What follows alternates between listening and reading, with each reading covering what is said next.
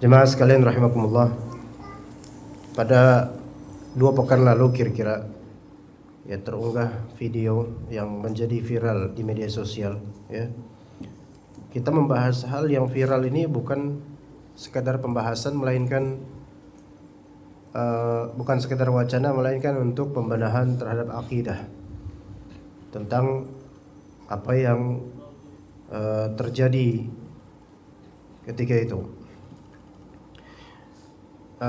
Beritanya, jadi ceritanya tim Jaguar Depok ketika itu sedang patroli malam keliling daerah Depok, khususnya daerah Sukmajaya.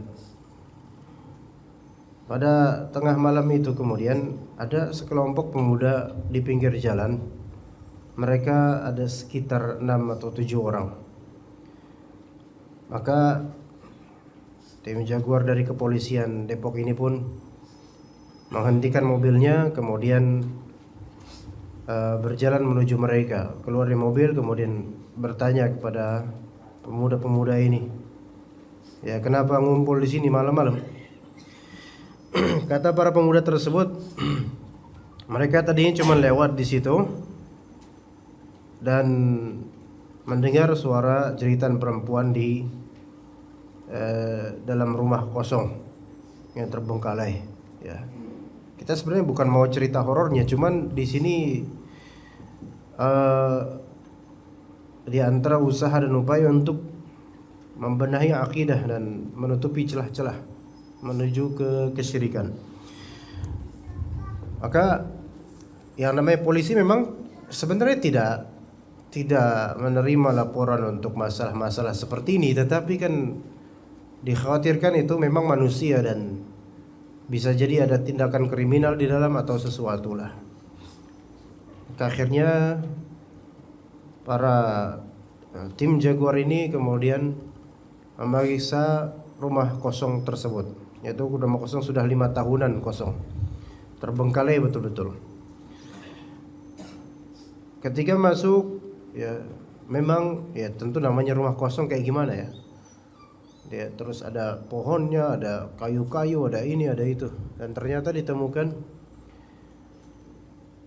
di antara ruangan ada yang cukup bersih, yang ada matrasnya seperti ada orang yang tinggal di situ. Ada beberapa pakaian anak SMA dan ada jailangkung. Ada botol juga berisikan air yang sangat bau katanya. Dan berisikan sesuatu yang diikat di dalamnya. Dan seterusnya. Ada jailangkung besar gitu berbentuk salib. Nah, dan seperti memang ada yang tinggal di sana. Ya, ada yang tinggal di sana. Dieksplor kemudian memang tidak kelihatan ada orang. Pada akhirnya sebelum pulang ada yang kesurupan dari salah satu dari orang situ. Dan sayangnya memang yang diundang kemudian adalah paranormal, yaitu orang pinter versi situlah gitu. Kemudian menerawang di sini, markasnya sebelah sini dan seterusnya. Auranya sini paling banyak nih bagian sini ya. Dan seterusnya lah. Itu jadi viral ketika diunggah di YouTube. Banyak orang dan berita-berita online meliputnya atau melaporkannya sehingga banyak orang mengetahuinya. Pada malam minggunya, nah ini malam minggu nih, ya, malam Ahad, tepat pekan kemarin, ya seorang paranormal terkenal yang juga ada di TV, ya, akhirnya streaming di tempat tersebut. Iya, ketika ini paranormal masih muda namanya, masih muda orang, ya. Seusia saya juga kalau misalnya antum menganggap anda muda ya. Sekitar seusia saya jadi orang disebutnya mbah juga ya. Streaming di situ dengan timnya tapi sendirian masuk rumah dan timnya menjaga di luar sementara ratusan warga itu gitu ya. Emang kalau dukun tuh gitu orang-orang jadi pada datang. Coba kalau ustadz yang datang ya. Ustadz beneran ngaji kitab gitu enggak datang ya. Masuk ya dan seterusnya lah apa yang dia lakukan di dalamnya. Dan melakukan juga namanya jurus-jurus tertentu yang menurut dia itu mengusir jin-jin yang ada di situ. Ya. Apa namanya lupa ya. Bumi apa gitu namanya. Salah satu jurus pengusiran setan. Bumi apa gitu namanya. Ya, nggak tahu bumi apa gitu. Bukan Sukabumi bukan. Ya, ana lupa nama jurusnya. Sempat ana search di Google untuk mengetahui jurus ini, bukan untuk mengamalkan tapi untuk membongkar subhatnya. Karena kita udah punya ajian khusus yaitu baca ayat kursi dan seterusnya. Kalau mereka kan yang seperti itu ada ritual khusus yang bacaannya nanti didistorsikan, diubah-ubah ya. Dan ketika melakukan jurus itu memang seolah-olah ada yang teriak dari kalangan jin, seolah-olah pergi dan Allah alam, kita nggak tahu.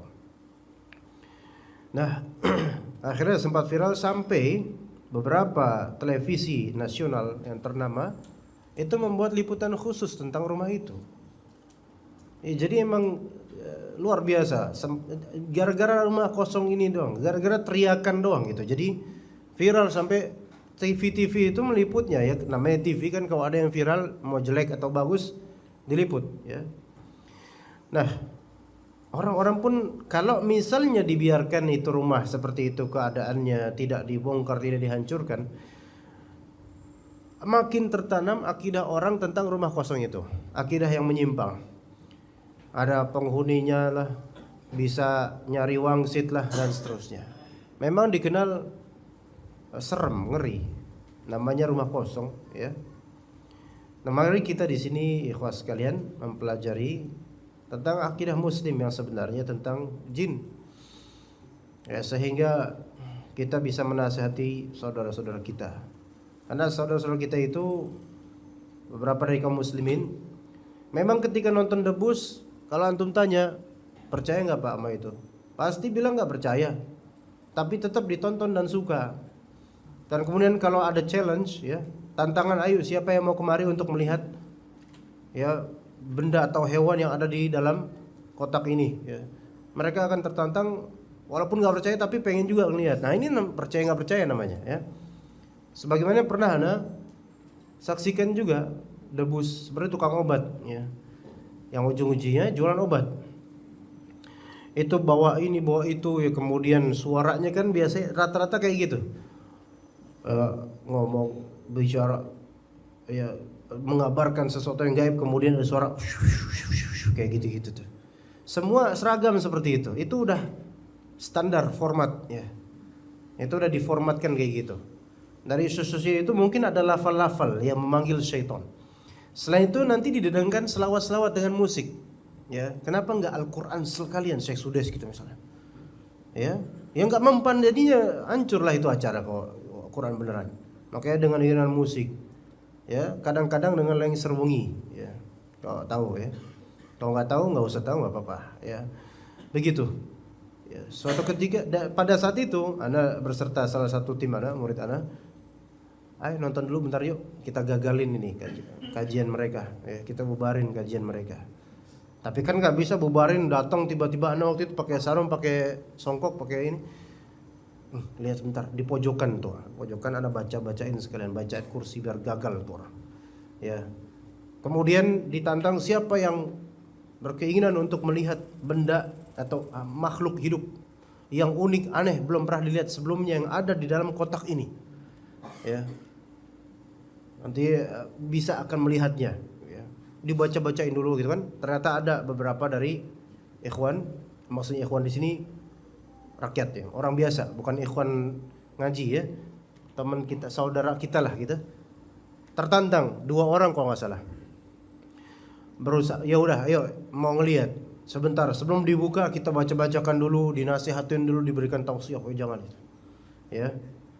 Nah, ada di situ bismillah ya Allah, mudah-mudahan gagal. Bismillah ya. Kita doain dari kejauhan. Itu udah diwanti-wanti tuh sama presenternya. Moderatornya udah bilang, "Mohon yang punya ilmu ya tolong sama-sama lah kita cari rizki di sini. Jangan ganggu gitu ya. Mohon pengertiannya ya. Tetap aja biarin." Ya. Itu juga ada tukang parkir versi dari mereka juga yang memang mengatur-atur parkiran, karena kan orang banyak melihat itu. Tukang parkir itu kata teman Anda itu ngeliatin kita terus, melototin kita terus, sebel banget ngeliatnya. Biarin, nggak apa-apa, biarin. Bismillah.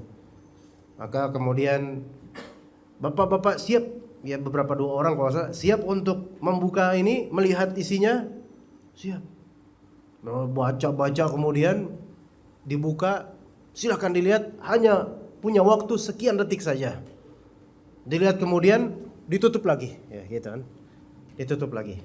Dilihat sebentar, kemudian ditutup lagi sama beberapa timnya itu. Ya, maka kemudian ditanyalah oleh moderator, nah sekarang beritahukan kira-kira apa yang Bapak lihat di dalam kotak itu. Bapak pertama bilang, maaf saya nggak ngeliat apa-apa. Wah, Anda bilang alhamdulillah gagal loh. Ya. Bapak kedua, Bapak ngeliat apa Pak? Maaf saya nggak ngeliat apa-apa. Alhamdulillah gagal. Ya.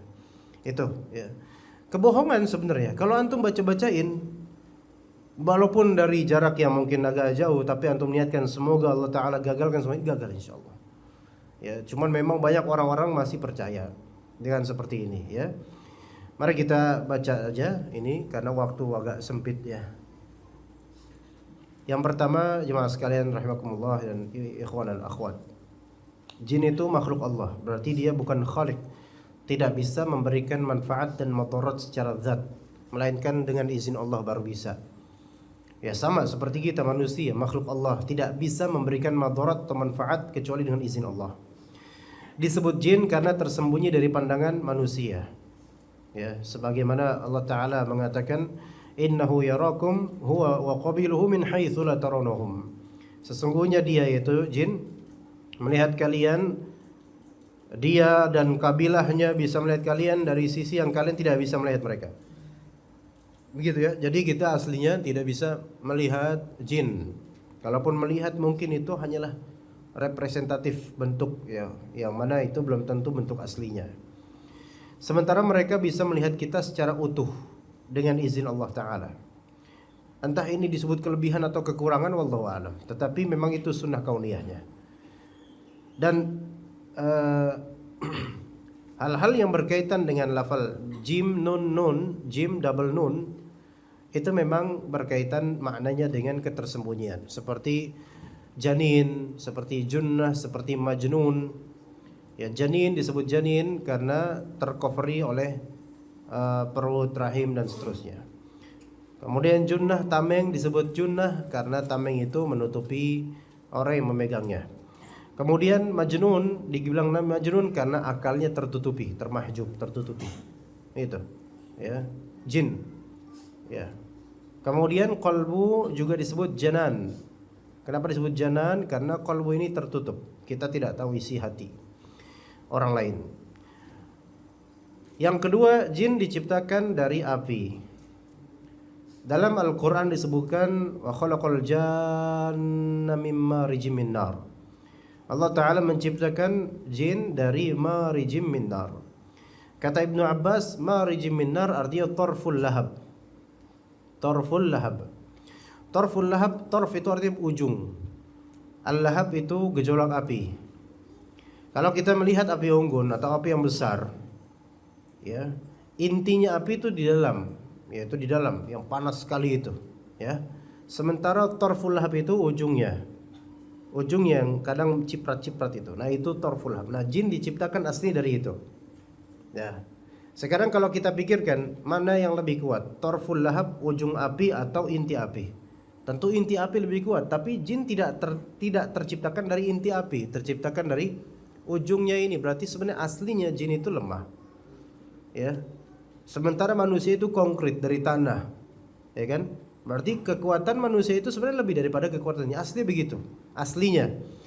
Kalau dilihat dari segi penciptaannya. Tetapi dari segi tiap-tiapnya makhluk Allah memiliki perbedaan ya.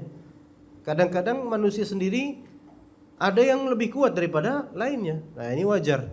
Dan kadang-kadang jin juga ada yang lebih kuat daripada manusia dari segi energi. Bisa jadi. Mungkin karena manusia ini kurang imannya. Kadang-kadang ada yang kesurupan dari manusia, dia bisa mengalahkan 4 laki-laki. bisa mengalahkan 4 laki-laki. Kalah tenaganya, kalah 4 laki-laki. Masya Allah. Iya, itu pakai wallahu alam, Allah yang izinkan mereka bisa begitu. Ya, ada yang seperti itu. Dan ada yang membuat dia terangkat ke atap ya. Sampai ada peruqyah teman Anda mengatakan ada salah satu kasus itu paling sulitnya itu. Yang mana orangnya ini tadi tidur. Pas bangun-bangun sudah terbang dia di atas lotek, di atas genteng. Beneran terbang. Itu siapa yang nerbangin itu? Dengan izin Allah, jin itu berhasil untuk membawanya. Ada juga istilah namanya wewe gombel. Ya, diculik sama wewe ya. Atau wewe enggak? Wewe ya. W. Tambah satu lagi jadi situs itu ya. WWW ya.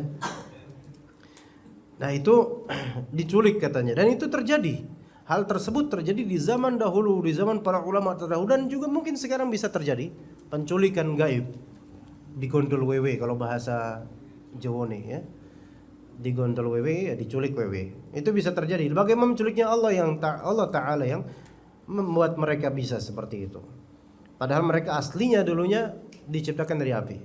Tetapi ikhwah sekalian, yang perlu diperhatikan adalah meskipun asalnya jin itu dari api, tetapi mereka sekarang sebenarnya bukan berupa api. Bukan berupa api. Sebagaimana insan, manusia asalnya diciptakan dari tanah, Nabi Adam alaihissalam. Ya. Tetapi untuk sekarangnya ini, kita ini berupa materi, bukan berupa tanah. Kita bukan tanah. Kita terdiri dari kulit, tulang, darah, dan seterusnya. Dan terciptakan dari air mani, gitu kan? Bukan dari tanah. Tiba-tiba di rahim seorang istri ada tanah bergumpal jadi tanah, ya. Keluar tanah hidup. Enggak juga ya. Enggak, bukan tanah. Kita sekarang bukan tanah. Oke, ada penciptaan Nabi Adam dari tanah. Adapun penciptaan setelah Nabi Adam alaihissalam itu dari air mani. Makanya di surat As-Sajdah Allah Ta'ala menyebutkan hal tersebut. Ya. Wa bada'al khalqal insana min tin. Allah Ta'ala memulai penciptaan manusia dari tin, dari tanah. Thumma ja'ala naslahu min sulalatin min ma'im mahin. Kemudian Allah jadikan naslahu, yaitu keturunan manusia, keturunan Nabi Adam alaihissalam, dari saripati air yang hina, yaitu air mani. Iya. Begitu. Jadi kita ini kalau ditanya antum terciptakan dari apa, akhi? Dari tanah. Salah. Yang dari tanah itu Nabi Adam. Ibu-ibu kita itu enggak memasukkan tanah kemudian atau makan tanah jadi orang dalam. Ya, enggak juga, ya. Nah, kemudian jin itu memang asalnya dari api, tapi sekarang ketika di alam mereka sekarang bukan berupa api, walaupun mungkin ada unsur apinya, tetapi bukanlah berupa api begitu ya. Lagi pula kalau misalnya jin bertasyakul, menampakkan wujud seperti ini, seperti itu, antum akan melihat itu bukan api. Ya, itu bukan api, kecuali mungkin ada jenis yang kata orang-orang namanya banaspati. Ya, berupa api dan seterusnya ya. Itu siram pakai air, insya Allah padam ya. Kalau perlu pakai selang gitu. Iya, insya Allah padam dia. Banaspati, ngerti banaspati Pak? Orang Jawa ngerti itu?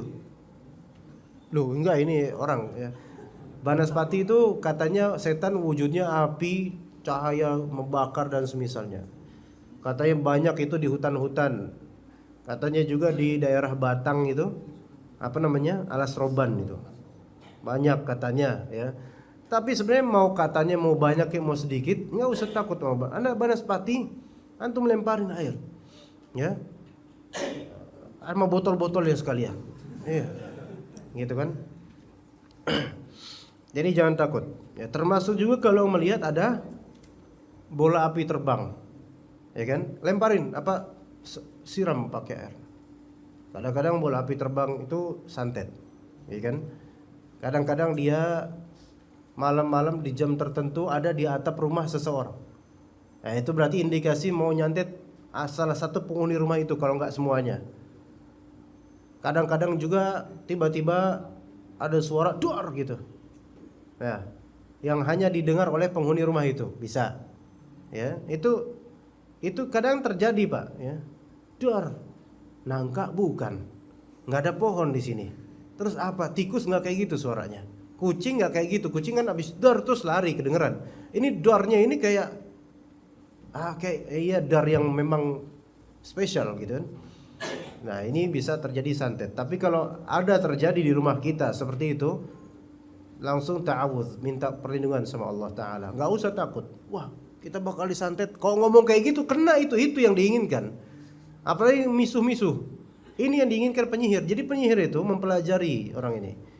Ya, kadang-kadang menaruh sesuatu kotoran di dalam rumah seseorang dengan cara yang Allah lebih tahu gimana caranya.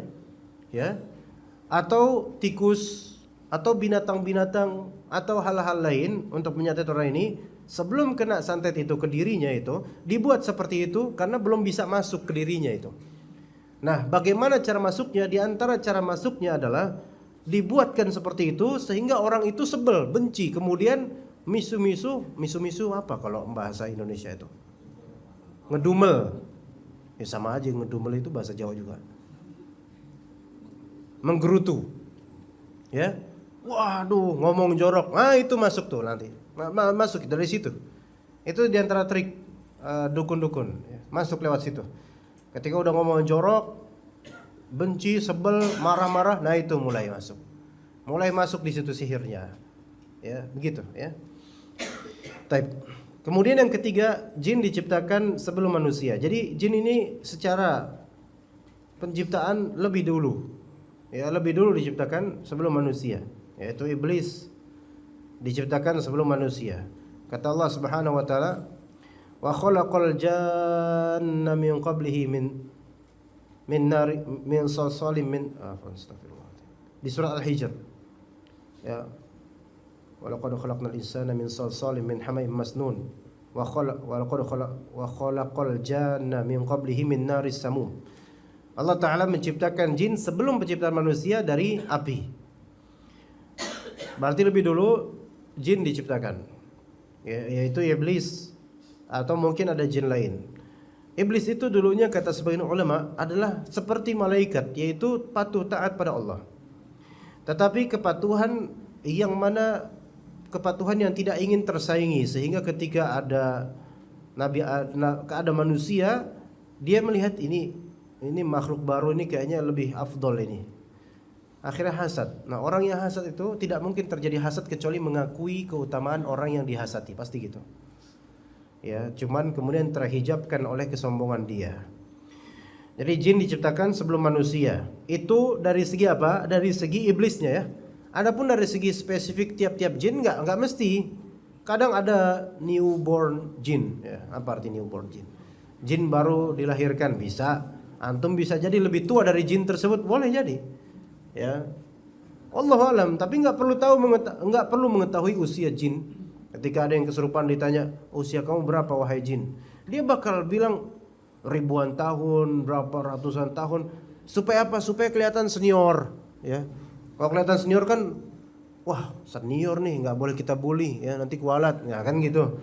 Enggak, jangan percaya. Ya, boleh jadi benar, boleh jadi iya, tapi jangan percaya.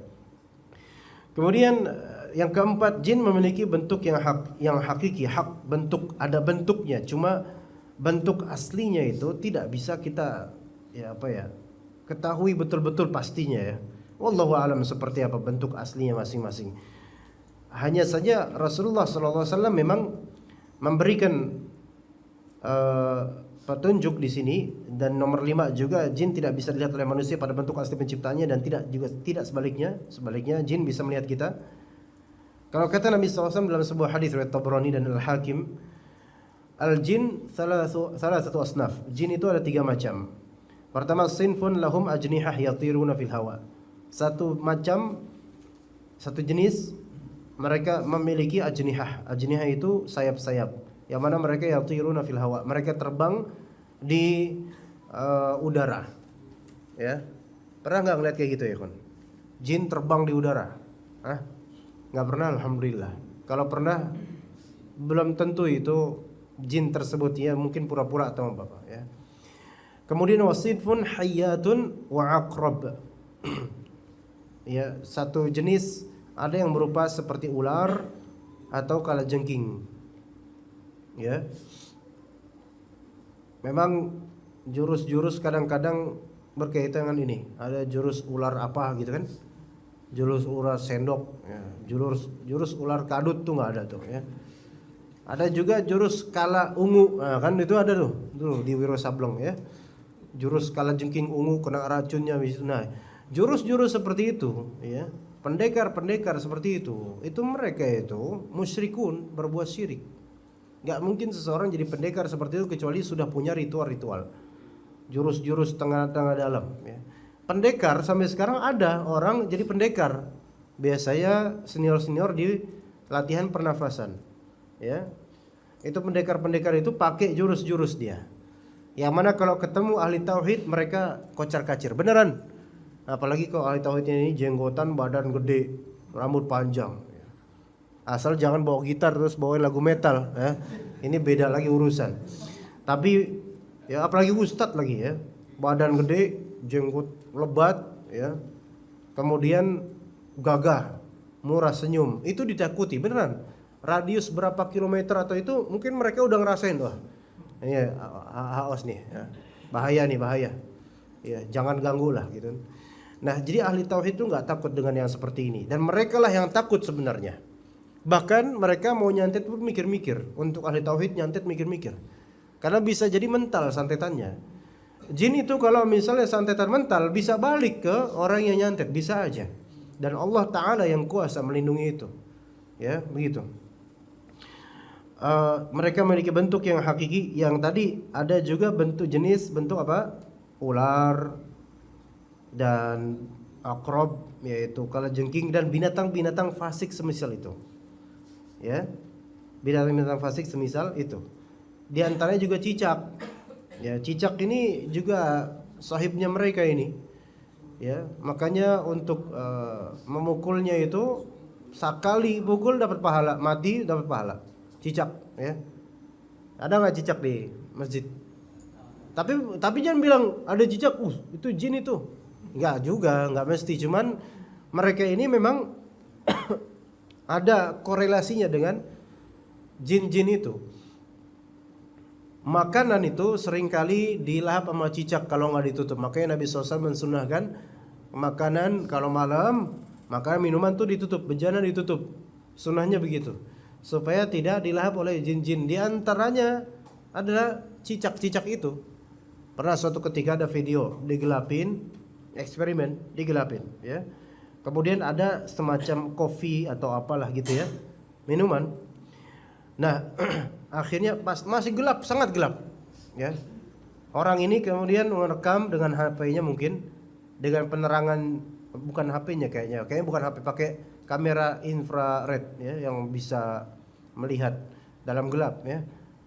Dideketin itu ternyata ada seekor cicak yang berdiri. Gimana antum melihat cicak berdiri itu rasanya kok ini, wah ini bukan cicak, ini cicak eksepsional, ini beda ini cicaknya. Cicaknya berdiri, tangannya kayak gini, mulutnya ke dalam gelas gitu, berdiri. Gelasnya bukan setinggi ini, kalau setinggi ini dia juga mikir-mikir mungkin ya, cangkir kecil gitu. Berdiri dia sambil minum, dan wajahnya itu seperti semi cicak ya. Dibilang cicak, enggak banget cicak. Dibilang bukan cicak, tapi kecicakan gitu loh. Ya, nah ini bisa jadi ini jin juga gitu loh. Yang mewujudkan diri seperti itu supaya bisa menghirup sebagaimana dunia nyata menghirup. Ya. Nah, juga jin memiliki hati. Tadi belum selesai hadisnya. Wasinfun yahulluna wa yad'unun. Ada juga jenis yang punya tempat tinggal dan ada jenis yang nomaden. Ya. Ya, jadi ada yang punya tempat tinggal, bertinggal di sini, dan biasanya kalau rumah-rumah itu tinggalnya suka di atap. Itu ada hadisnya seperti itu. Yang mana kalau antum makan itu bakal turun itu jin-jin tuh. Dan cicak itu suka di atap. Seringkali di atap dia. Ya. Tapi jangan tuduh cicak sebagai jin, belum tentu ya. Belum tentu. Tapi ini ada korelasinya ini. Ya. Itu turun, dan memang jemaah sekalian, ana sedikit membuktikan suatu ketika di suatu kampung, ana di tengah tengah sawah. Jauh, enggak terlalu, sekitar sekian 100 meter lebih lah daripada perkampungan manusia. Ini di tengah sawah dekat sungai. Ada sebuah gubuk terbuat dari kayu. Ya, gubuk emang dari kayu. Kalau dari marmer itu musola nanti jadinya. Ya, gubuk dari kayu, lapuknya biasa kan di tengah-tengah padang sawah gimana kan ini. Ada bagian buat duduknya, ya. Enggak tertutup, enggak terbuka, enak. Ana minum ultra, kita boleh nyebut merek di sini? Udah terlanjur ya. Ya, susu lah gitu ya. Susu coklat. Ya. Anda taruh di samping Anda sambil duduk gini ngeliatin sawah gitu. Ternyata cicak datang. Cicak yang bentuk cicak dan warnanya itu seperti kayu, persis kayunya. Cicak, gelap warnanya. Ya. Anda bilang nih maksud cicak negro ya.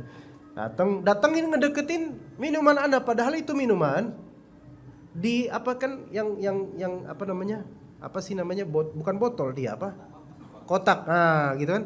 Ada sedotannya. Ini kan binatang kan nggak tahu kalau itu minuman, kecuali mungkin ada yang ngajarin dia. Ini nggak tahu, dan ini di tengah sawah. Tapi cicak itu tahu. Turun, dia berhenti di dekat ini gitu loh, dan tahu ada anak di dekat minuman itu. Wah, ini cicak, masya Allah, ini cicak berpendidikan, tahu ini minuman isinya. Iya, anak usir kemudian, dia naik lagi. Ya udah kalau gitu anak tuangin kecil berapa, 1 tetes gitu. Datang lagi dia, kemudian diminum. Anak ngeliatin, nggak malu apa sama anak itu? Salam enggak, ngomong enggak, izin enggak, udah dijilat-jilatin, anak ngeliatin aja. Oke gitu caranya. Dekat itu, iya. Dia tahu ini anak gitu loh, ya. Tahu ini manusia, tapi dia mungkin karena nggak pernah ada orang ke situ bawa susu ya. Jadi ketika ada susu mungkin katanya mungkin aji mumpung nih, udah jarang-jarang datang kayak gini ya. Akhirnya diminum. So, itu karakter cicak tuh kayak gitu cuma. Cicak itu memantau antum makan kapan. Antum makan, cicak liatin. Nunggu kalau antum ninggalin makan, dia pasti datang. Beneran kan kayak gitu? Coba aja pakai CCTV untuk mengetahui jejak rekam cicak di kamar atau di rumah, akan ketahuan. Seperti itu beneran. Ya coba aja ya. Kemudian jin juga ada yang nomaden, yaitu pindah-pindah ya. Mungkin karena sering keusir, ke sana keusir, ke sini keusir, pindah-pindah. Tapi banyak juga yang menetap di rumah, di masjid, di rumah orang yang banyak maksiat, di kamar mandi ya. Tapi kalau di kamar mandi ini khusus mungkin yang kafir sepertinya. Yang jelek lah pokoknya. Atau di tempat-tempat sampah dan seterusnya. Ada juga yang pergi kemana-mana ya. Enggak jelas ya, kemanapun dia ikutan lah, kemana itu yang enak gitu kan.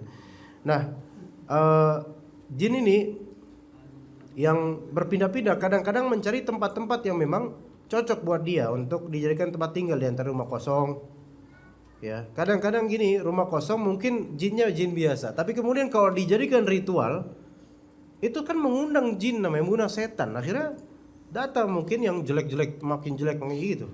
Begitu juga rumah, kalau dibuat ritual kesyirikan, dibuat kemaksiatan, itu ngundang setan. Ya begitu. Kemudian memiliki hati, pendengaran, penglihatan dan suara. Itu insya Allah jelas ya. Ini nggak kita jabarkan panjang-panjang dalilnya karena waktunya sempit. 6. Tujuan penciptaan jin sebagaimana manusia adalah untuk beribadah hanya kepada Allah Subhanahu wa taala. Ya wa ma khalaqtul jinna wal insa illa liya'budun. Semua jin tanpa kecuali itu tujuan seharusnya mereka itu beribadah, bertauhid kepada Allah. Dengan kenyataan ini menunjukkan bahwa di antara jin ada yang memang muwahhid. Muwahhid artian di sini artian akidah ya, bukan muwahhid artian fikih nikah ya. Kalau akidah muwahhid artinya bertauhid, kalau fikih nikah muwahhid artinya cukup satu ya. Antum muwahhidun? Antum muwahhid akhi? Muwahhid atau belum muwahhid? Belum nikah insyaallah. Kalau nikah nanti cita-citanya muwahhid atau muta'addid? Hah? Muwahhid cita-citanya. Itu memang cita-cita orang yang belum nikah. Nanti pas sudah nikah cita-citanya nambah lagi. Ya. Kemudian yang ketujuh dan yang keenam masih, antum bisa nasihati syaitan atau jin untuk bertakwa kepada Allah. Bisa. Ittaqillah, bisa seperti itu, ya. Nasihati enggak apa-apa. Takut kamu sama Allah. Nasihati enggak apa-apa, karena banyak dari jin sebenarnya mengetahui bahwasanya dia ditugaskan untuk beribadah kepada Allah, bukan untuk mengganggu manusia. Dalam dunia jin, mengganggu manusia itu hal yang sangat berat dan fatal. Mengganggu manusia, mencampuri urusan manusia itu dosa besar bagi mereka. Ya, kalau kita ya juga gitu. Banyak nyampurin urusan jin juga bisa kemusyrikan natijanya. Antum jangan kira orang yang banyak streaming tentang jin itu, jangan kira mereka itu biasa-biasa aja. Mereka itu lama-lama menuju ke kesyirikan. Lama-lama yang tadinya mungkin gak bermaksud kesyirikan, lama-lama menuju kesyirikan. Karena makin lama itu hati itu makin merasa dekat dengan kehidupan alam jin. Akhirnya makin penasaran ke daerah ini, ke kuburan ini, ke makam ini, ke rumah kosong ini, itu lama-lama coba aja. Antum kalau kayak gitu, ikhwan, bakal merasa kejiwaan antum itu beda dengan sebelumnya. Karena sudah mulai antum dekat dengan syaitan-syaitan itu tanpa disadari. Karena kan nggak kelihatan syaitannya, dideketin, ya, begitu. Yang ketujuh, jin beranak pinak berketurunan. Ya, kalau nggak berketurunan maka iblis bagaimana mungkin punya pasukan? Jin beranak pinak berketurunan dan mereka punya agama masing-masing, ya, aliran masing-masing. Ada yang aliran Syiah, ya ada. Ahlus Sunnah insya Allah juga ada, ya. Tapi yang Ahlus Sunnah insya Allah nggak berkecimpung di dekat kita, ya. Ada orang kesurupan kemudian jinnya bilang, "Ana Ahlus Sunnah," ya, "Ana Ahlus Sunnah." Tidak menyukai kebid'ahan. Nah ini sendiri kamu merasuki orang ini merupakan kemaksiatan dan kebid'ahan kalau antum menganggap ini sebuah ibadah, ya. Menyerupi orang, nggak bagus. Nah itu. Tapi memang ada jin Ahlus Sunnah, memang nggak ada. Yang ikut kajian sunnah ada. Beberapa ada ummahat yang memang udah cerai sepertinya sekarang sama suaminya karena bermasalah itu, masya Allah, bermasalah sekali. Jinnya itu perempuan dan mungkin ada anak buahnya atau enggak tahu, Allah alam. Tetapi jinnya itu kenal para asatidzah sunnah. Iya, saya suka dengerin kajiannya Ustadz Yazid katanya. Oh, ya. Kenapa enggak diamalkan? Ya. Jadi jin-jin itu juga tahu, yang ikut-ikut antum itu tahu ustadz-ustadz siapa, ustadz-ustadz yang suka ngeruqyah tahu, ustadz-ustadz yang auranya itu beda tahu jin-jin itu, ya. Begitu. Beranak pinak berketurunan. Kedelapan, setan iblis adalah asalnya jin. Ini menurut sebagian ulama bahwasanya iblis itu bapak semua jin. Kata sebagian ulama. Sebagian ulama mengatakan iblis hanyalah salah satu dari jin. Selainnya ada jin lain ketika itu, ya, yang bukanlah iblis. Ini khilaf di antara ulama. Ini perkara gaib yang kita tidak tahu. Tetapi wallahu a'lam mungkin setan iblis adalah asalnya jin sebagaimana Nabi Adam alaihissalam adalah asal manusia. Ya. Konon di riwayat Israiliyat namanya atau sebutan asli iblis bukanlah iblis sebelumnya. Abu Kardus, ya namanya. Abu Kardus. Dalam kitab Qasas Al-Quran, yaitu kisah-kisah dalam Al-Quran karya Ibnu Katsir. Tapi ini Israiliyat, ya. Itu disebutkan nama aslinya iblis sebelum membangkang itu Abu Kardus atau Abu Kurdus. Nggak tahu kok kenapa kardus bukan kaleng-kaleng, ya. Nggak, itu riwayat Israiliyat, nggak harus dipercaya dan nggak harus didustakan. Wallahu a'lam. Nomor 9, setan secara makna, syaitan secara makna bisa menjadi suatu karakter, ya, suatu sifat karakter baik untuk jin ataupun manusia, bahkan binatang bisa disebut syaitan, ya, bahkan binatang bisa disebut syaitan. Jadi jin itu ada yang syaitan, ada yang bukan. Manusia ada yang syaitan, ada yang bukan. Binatang ada yang syaitan, ada yang bukan. Kalau ditinjau dari segi makna sifat, ya, jin yang bandel atau kafir itu syaitan.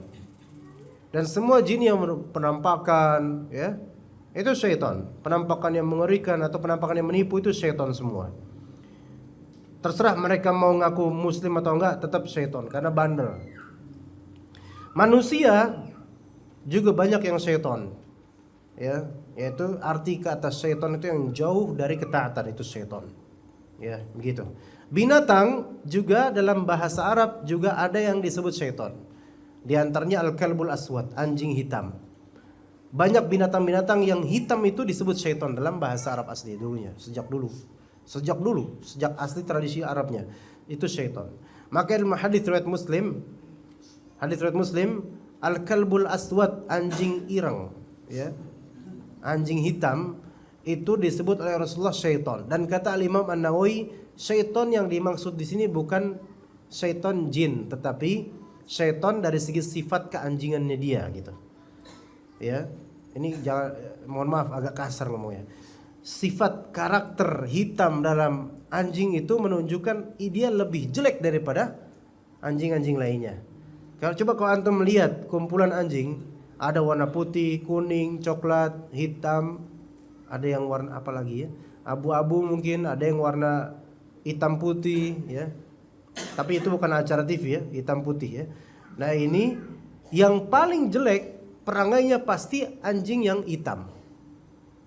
Inilah setannya anjing ini. Iya. Dan enggak mesti itu berupa jin, tapi memang dia karakter setannya ada. Ya, gonggongannya, kebinalannya itu lebih jelek daripada anjing lainnya. Iya. Begitu. Coba antum lihat aja, anjing yang warna hitam mutlak ya. Hitam mutlak artinya hitam secara mutlak ya. Dalam usul fikih mutlak ini berarti umum. Ya, berarti umum secara keseluruhannya tanpa ada warna lain. Ini ya tafsiran untuk lafal imut ya. Gitu. Nah, ini ada sifat kesetanan, tapi setan dari segi sifat ya, makna. Azan. 1 menit lagi. Kemudian katanya 1 menit lagi, antum nih. Ustadz digituin. Ya. Benar-benar. Ya udah kita teruskan ba'da salat ba'diyah insyaallah. Sallallahu ala nabiyina Muhammad wa ala alihi wa sahbihi ajma'in. Bismillahirrahmanirrahim. Alhamdulillah wassalatu wassalamu ala Rasulillah wa ala alihi wa sahbihi wa man walah. Amma ba'd. Kita lanjutkan 10 sampai 20 insyaallah. Gambaran syaitan dari kalangan jin adalah seburuk-buruk gambaran makhluk. Jadi pada asalnya syaitan itu bagaimanapun dia akan memberikan image yang buruk untuk dirinya. Makanya setan-setan itu rata-rata jelek. Kalaupun ada setan yang kelihatan cantik, itu tipuan sebelaka itu. Kadang-kadang seperti ratu-ratu ya, ratu fulanah dari laut mana gitu. Ya, saya sering menemukan kasus terutama perempuan kesurupan atau disihir, disantet, dan yang masuk ke tubuhnya itu adalah ratu. Pernah juga ratu dari laut selatan, pernah ada juga ratu sinden yang masuk. Ya pas diruqyah dia malah apa tuh yang kayak gini-gini joget-joget sinden-sinden gitu. Ya, ini kalau masuk OVJ cocok mungkin ya dia. Nah, tapi hal tersebut tetap buruk ya. Setan ini buruk. Kalau misalnya dia mengatakan seperti Nyi Roro Kidul gambarnya cantik, itu tipuan semata. Tahu dari mana dia cantik? Ya, itu cuma gambaran semata supaya dipuji dan dipuja. Kemudian yang 11, setan memiliki 2 tanduk. Umumnya begitu, ya, sebagaimana dalam hadis disebutkan juga seperti dalam ayat, ya. Ada namanya tanduk setan. 12, alam jin berbeda dengan alam manusia dan alam malaikat. Jadi masing-masing ada alamnya ya. Sebagaimana kata Nabi SAW, khuliqatil malaikatu min nur. Malaikat diciptakan dari cahaya, wa khuliqal jannu min marjim min nar. Jin diciptakan dari ujung api, wa khuliqa adamu mimma wusifa lakum. Pun Nabi Adam alaihissalam diciptakan sebagaimana telah dijabarkan tentang kalian sifat-sifatnya, yaitu dari tanah. Jadi alam mereka berbeda, ikhwan. Kadang-kadang jin mungkin bisa melihat malaikat, mungkin, ya. Mungkin misalnya antum meruqyah seseorang, kemudian jinnya ketakutan, terus bilang, ya Allah ini datang malaikat, takut kami. Mungkin aja melihat malaikat, mungkin tidak, mungkin iya. Ya, wallahu alam. Tetapi tetap alam jin berbeda dengan alam malaikat, sehingga masing-masing alam jin belum tentu bisa melihat semua malaikat. Kalau memang bisa melihat ya, kalau memang bisa melihat, wallahu alam. 13, jin terbebani dengan beban syariat sebagaimana manusia. Sebagaimana dalil tadi, Allah ciptakan jin dan manusia untuk beribadah, berarti dibebani beban syariat. Maka mereka juga mendapatkan pahala dan juga dosa. Dan mereka akan dipertanggungjawabkan atas kenikmatan yang diminta pertanggungjawaban atas kenikmatan yang Allah berikan kepada mereka. Semuanya jin, semuanya seperti itu. 14, di antara jin ada yang taat kepada Allah dan ada pula yang fasik dan kafir. Sebagaimana kata Allah Subhanahu wa taala menghikayatkan perkataan jin. Ya. Wa anna minnas salihuna wa minna dun dzalik. Kunna tara'iqa qidada. Di antara kami ada yang soleh. Jadi ada jin yang soleh, jangan kaget. Cuman jin yang soleh itu tidak mau mencampuri urusan manusia betul-betul di dunia manusia, nggak mau. Walaupun kadang bisa saja jin yang soleh ini membantu manusia di urusan yang manusia nggak mengetahui kalau sedang dibantu oleh jin, bisa jadi, ya.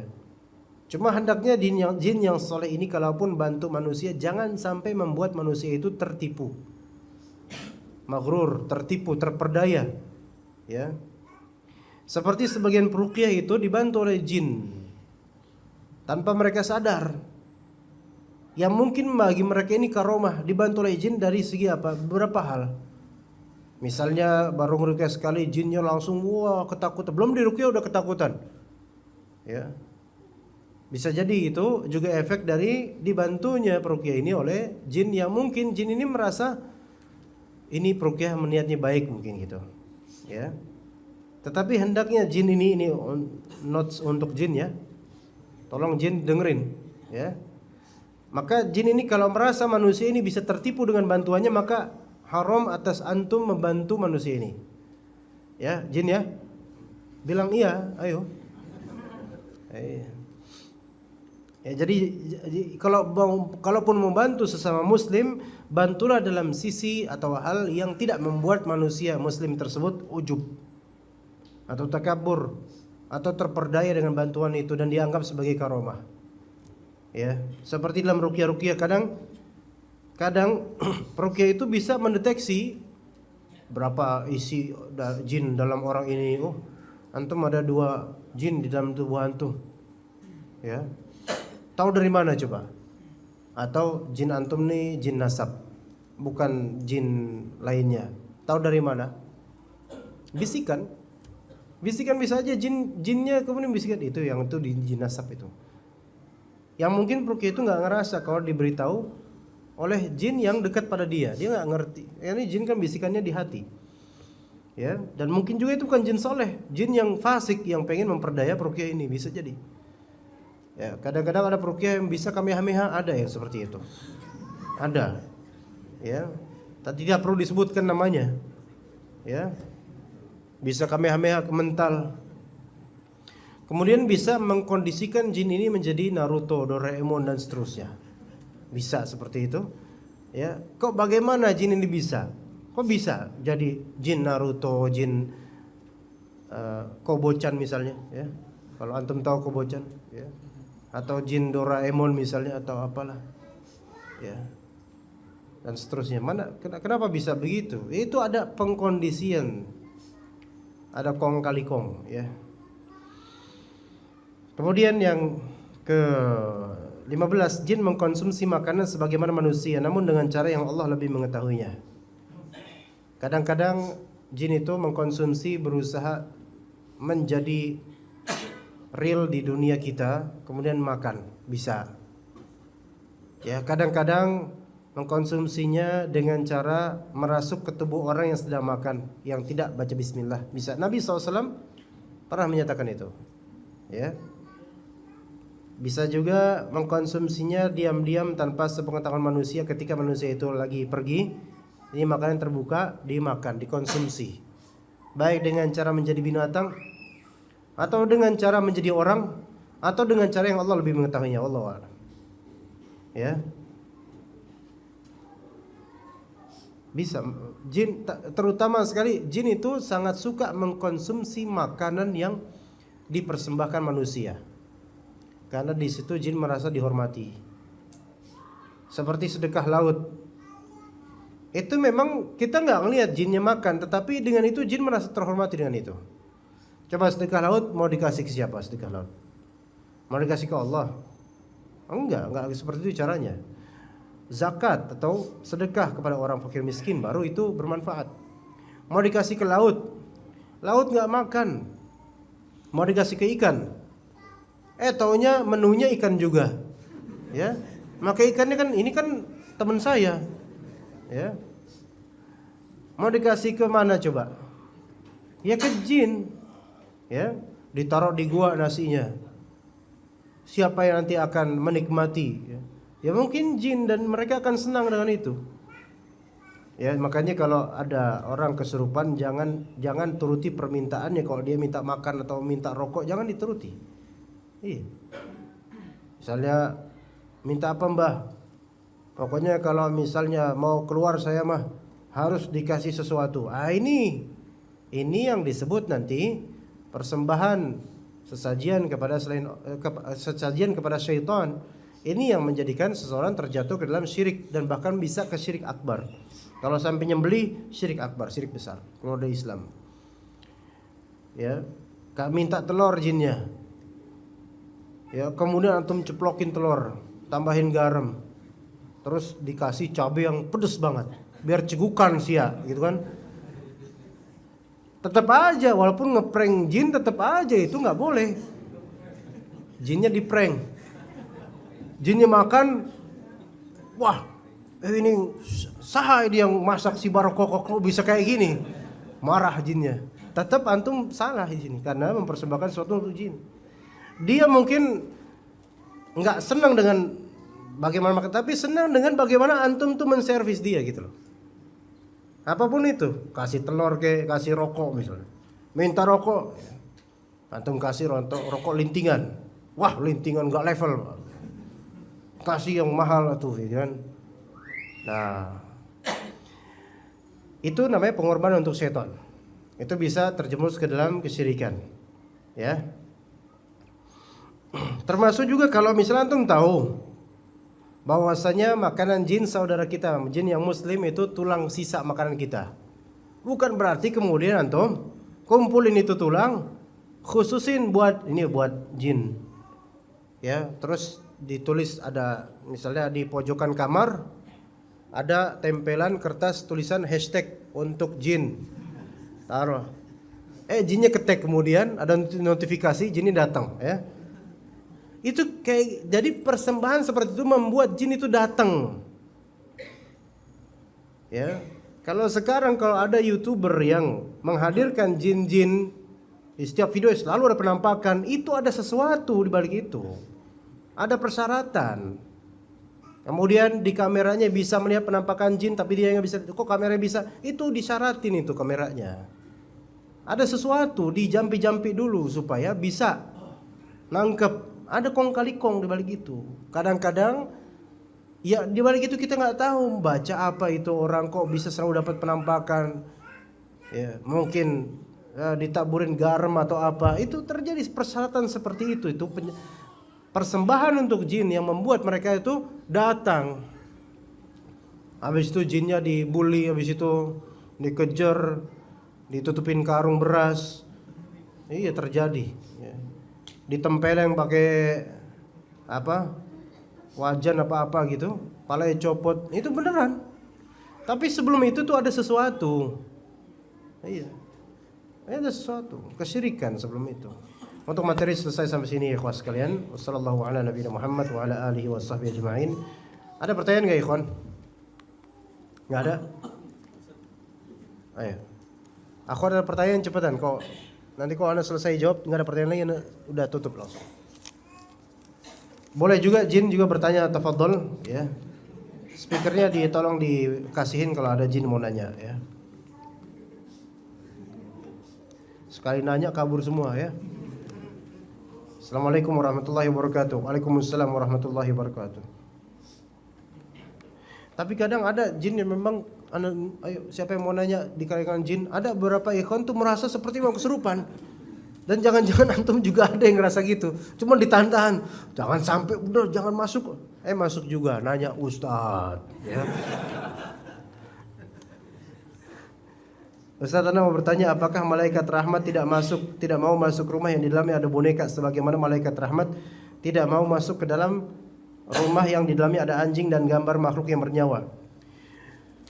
Betul, yang mana di mana rumah tersebut atau kamar tersebut ada anjing atau gambar makhluk yang bernyawa, itu malaikat rahmat tidak masuk. Malaikat rahmat yang Allah titipkan keberkahan padanya. Tetapi kalau boneka, selama boneka itu tidak diagungkan, ya, boneka mainan misalnya, yang mana sebagian sahabiat juga punya boneka mainan, asal boneka tersebut, ya, tidak betul-betul berformat lengkap, ya. Kalau bisa matanya itu nggak ada, ya. Adapun kayak boneka-boneka Barbie, apalagi Doraemon. Boneka apa lagi boneka, ya? Boneka Tunggal Ika, ya. Panda, ya. Itu khawatirnya nggak masuk itu malaikat. Kenapa? Lengkap, ya. Dan mungkin kalau malam dia bergerak, wah serem kan? Iya. Nah, jadi jangan. Tapi kalau misalnya boneka tersebut hanya mainan belaka yang matanya tidak ada, dicabut mungkin, ya. Terus cuman muka rata gitu doang, serem juga emang, ya. Itu seperti tak apa.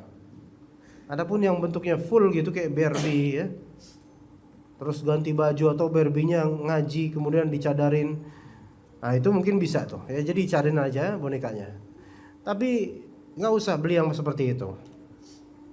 Adapun gambar makhluk yang bernyawa yang membuat malaikat tidak masuk, itu adalah gambar yang ghairu mumtahanah, yaitu gambar makhluk hidup yang tidak diremehkan. Maksudnya gambar yang diagungkan atau dianggap sesuatu atau diagungkan, itu yang membuat malaikat tidak masuk. Artinya gini, kan, kalau ternyata gambar tersebut ada di spray, misalnya Hello Kitty, itu nggak apa-apa. Maksudnya nggak apa-apa di sini, sebaiknya tidak. Cuman itu tetap insya Allah nggak masalah membuat malaikat tetap masuk. Karena apa? Itu tidak ada di situ ta'zim terhadap gambar itu. Atau di keset, ya, ada Doraemonnya, ada welcome-nya. Setiap hari nginjek Doraemon, ya. Itu juga nggak apa-apa, karena itu surah mumtahanah namanya. Itu gambar yang terhinakan. Begitu juga dengan uang. Uang ini kan antum nggak ada maksud mentakzim, karena udah nasib begitu dapatnya duitnya, nggak bisa ditutup-tutup, ya. Iya. Uang berapaan kan ada yang perempuan tuh, ya. Antum tulis coret dicadarin, ya. Itu bayar kemana-mana nggak bisa itu, ya.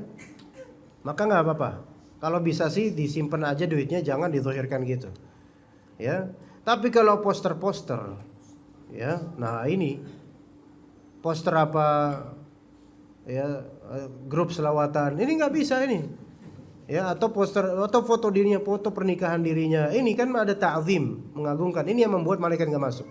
Dan ini banyak orang seperti ini, nggak memikirkan. Padahal Nabi SAW sudah menjelaskan, nggak masuk malaikat rahmat ke rumah ini. Jadi rumahnya kurang berkah jadinya.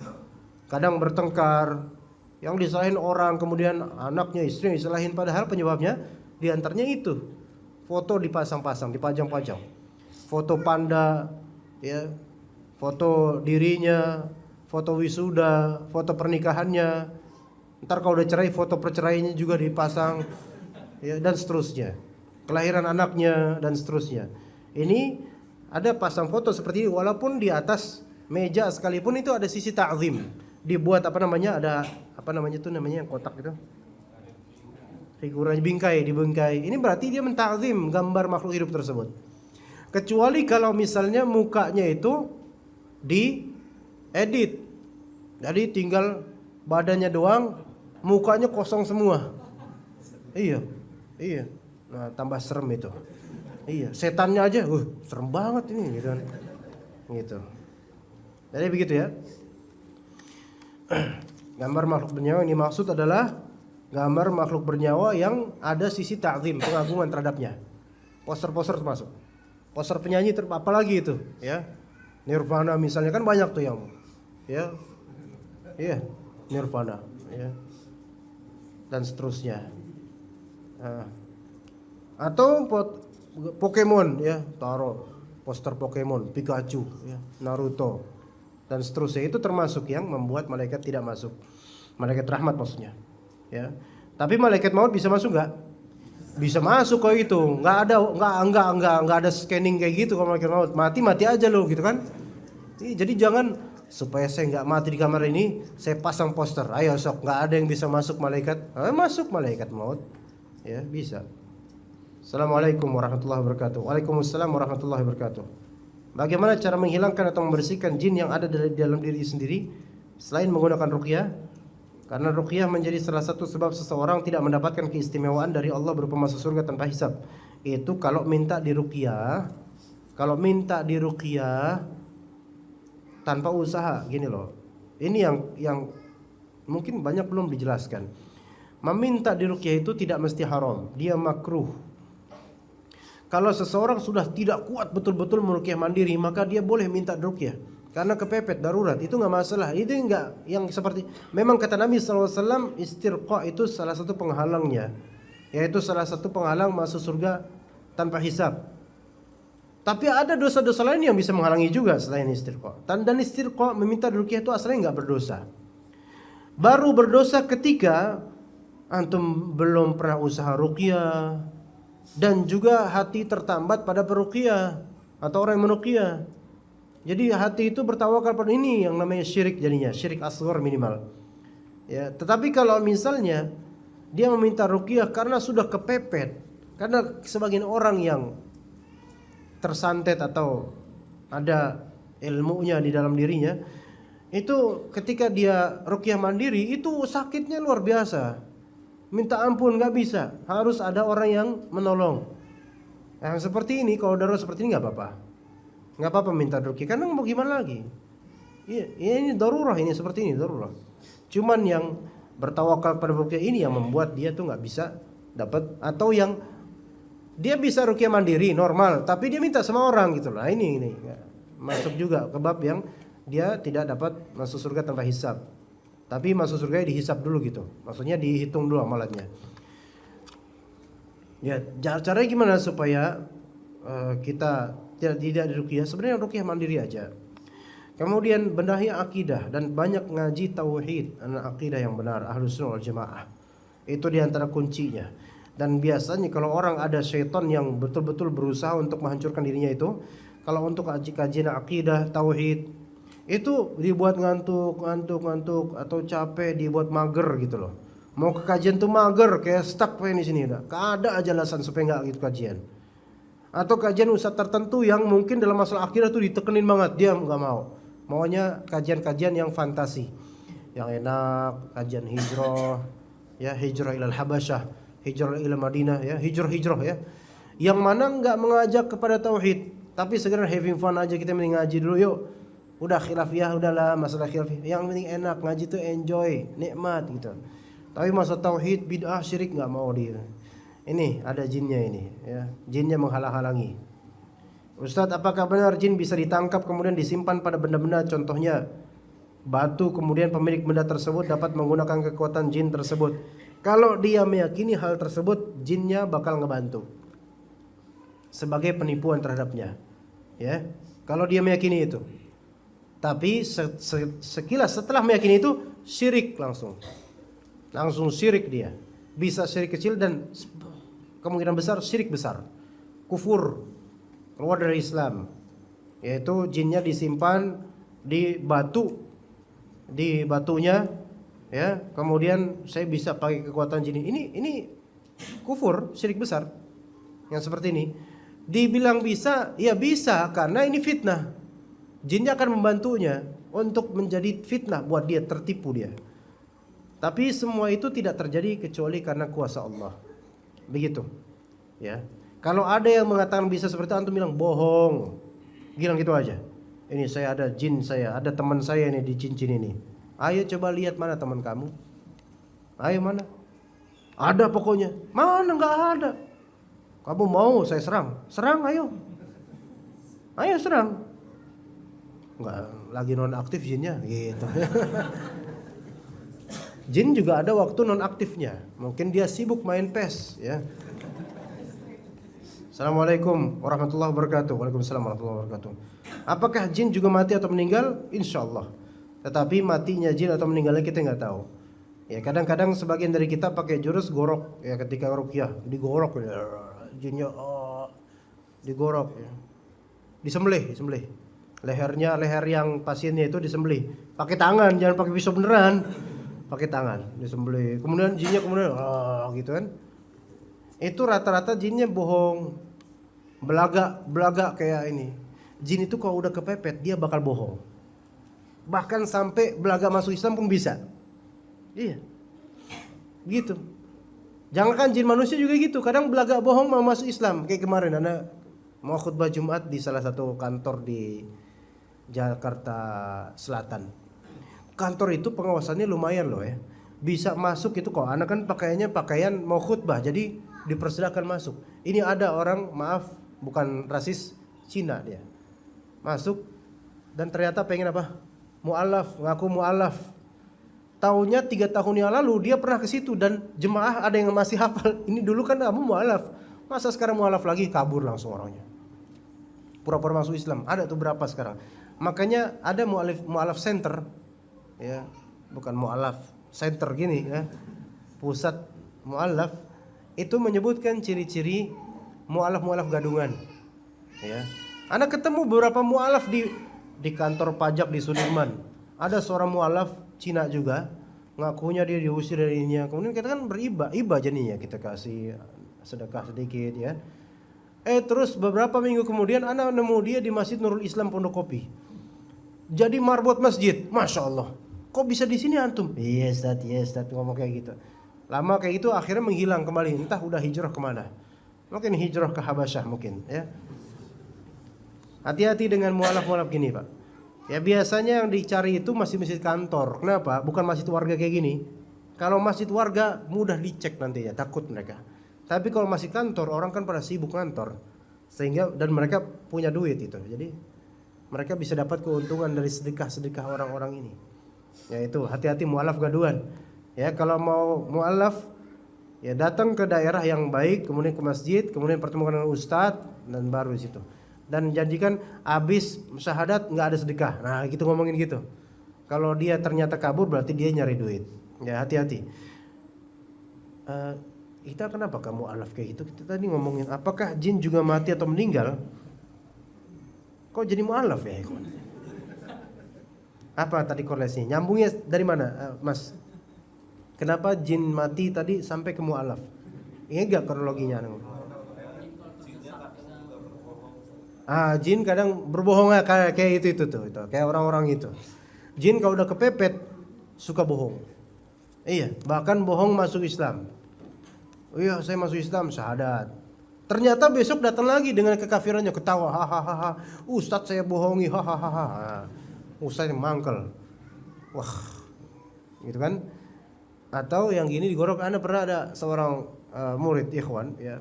Dia memang dulu pernah disantet sama mertuanya sendiri, ya. Disantet sama mertuanya guru, ya disantet. Akhirnya cerai dengan istrinya, istri balik ke mertua. Sampai sekarang masih ada itu setannya. Setannya Mbak Kunti, namanya Aminah. Masya Allah, namanya bagus, ya Aminah, ya. Besok ada yang namanya John kayaknya itu besok ya. Aminah namanya. Tapi kayak gitu, kufur. Itu Aminah cerita ke anak.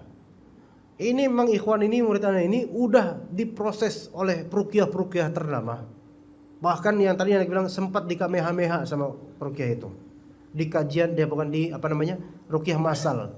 Jadi kelinci percobaan ditonjok ditompo dari jarak dan dia mental. Sampai sekarang ini ikhwan, ana heran Ustaz itu kok bisa ya nonjok Anda dari jarak jauh. Sakti itu Ustaz. Tapi kelihatan di balik ustaz itu ada bayangan besar, ada setannya, ada jinnya yang membantunya. Nah ini teman kita ini, murid kita ini, itu sudah digorok berkali-kali sama Ruqyah. Sampai bilang, Ustaz, kata-kata mbak-mbak ini di lisan dia, di lisan murid ini, Ustaz, ana udah di Ruqyah nggak tahu berapa kali Ustaz, ana udah digorok, udah disembelih berkali-kali Ustaz, masih hidup Ustaz sampai sekarang. Lah kamu waktu itu kemana? Ya saya pura-pura aja saya mati Ustaz. Habis itu saya ketawa Ustaz. Ini saya masih hidup Ustaz. Ketawa kemudian kiki. Wah, ketawanya Mbak Kunti gimana yang di pohon-pohonnya kayak gitu. Tuh lihat. Jadi penggorokan itu kadang-kadang pura-pura supaya apa? Supaya dikira udah mati gitu kan. Udah selesai, alhamdulillah, kata Ruqyah, alhamdulillah Mbak, udah selesai. Udah enak Ustaz, alhamdulillah Ustaz, udah mati jinnya Ustaz.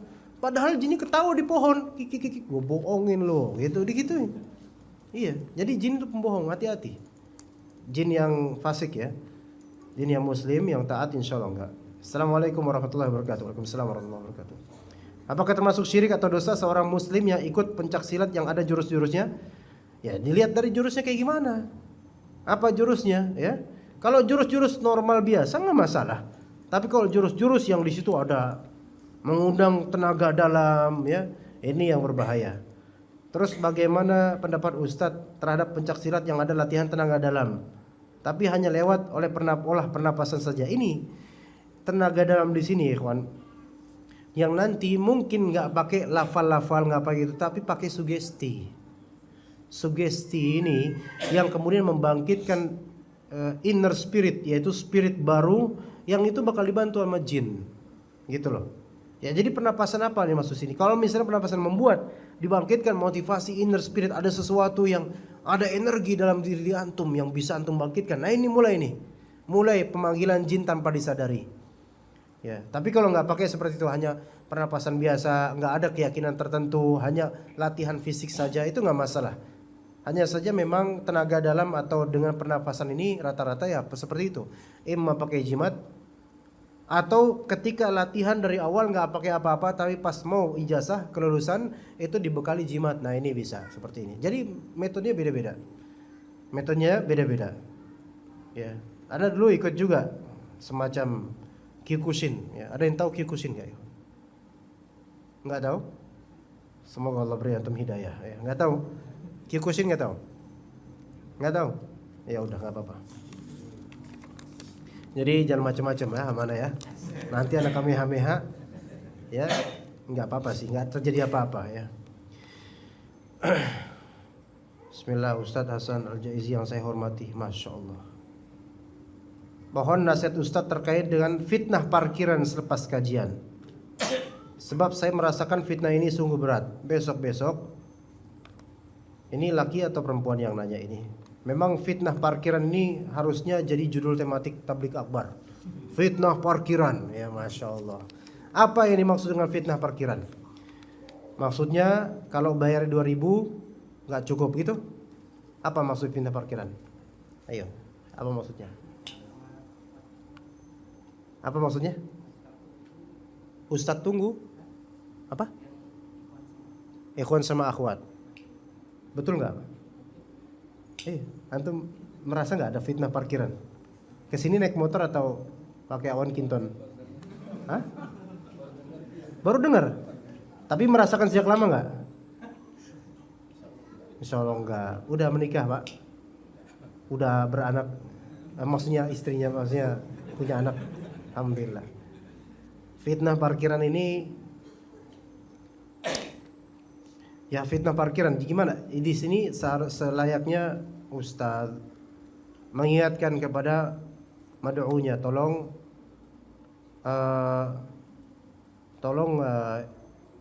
akhwat jangan kelamaan di parkiran. Ikhwan juga jangan kelamaan kecuali kalau ada kebutuhan. Ya akhwat jangan kelamaan. Ana kerap kali ana tegur akhwat yang ada kelamaan di parkiran. Ngobrol dulu di parkiran, apalagi dekat motor ana. Itu sulit. Ya. Di masjid itu, ya dekat motor ana. Nggak tahu dia tuh tahu apa enggak itu dekat motor ana. Ana mau datengin, ya nggak enak juga. Mau ana lemparin Gak enak juga. Mau gimana coba? Anda pernah mengalami berapa kali hal seperti ini? Mau Anda datengin tafsirannya beda.